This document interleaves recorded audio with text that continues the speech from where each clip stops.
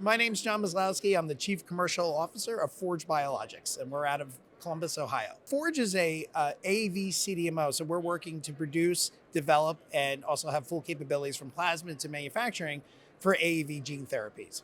So for us, the ASGCT is the Super Bowl of all the developers, all the different technologies coming in to the AAV realm, and we're here to talk to clients about our services, offer our end-to-end from, as I mentioned, plasmid to manufacturing up to a commercial scale.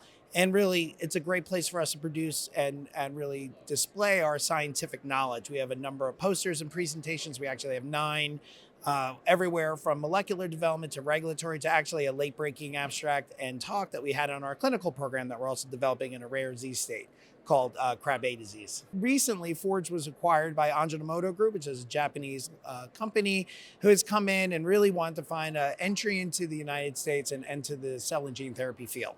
So this occurred at the end of 2023. And for us, it was a wonderful transition. It allows us to have the right partners and capital to grow the business very rapidly and also continue to supply our customers with really high quality AAV. It also involves us including new tools, increasing our capacity for our manufacturing, and also really looking at the vision rather than in a short term. We're now thinking about long-term goals out like 2030. So it allows us really to grow with our clients as they're continuing through clinical trials. And now, as we're seeing in the industry, more and more commercial products, which long term is our goal to supply, for patients. Gene therapy has grown into a very large field. I think when I came to this conference the first time, it was less than 1,000 people. We have over 7, 8, 9,000 people, both online and combined live. I think it really tells to the industry. We're seeing during this particular conference a lot of discussion of new data.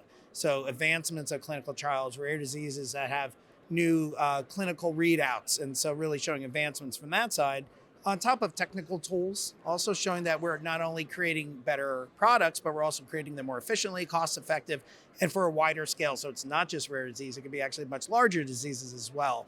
And then really, I think this sort of goal towards new commercial products. Peter Marks talked at the beginning of this conference. I think regulatory across the world is now starting to coalesce around products now entering commercialization and how do we manage that and how do we supply as well. All really important topics that have been covered this week, really showing the maturation of the field.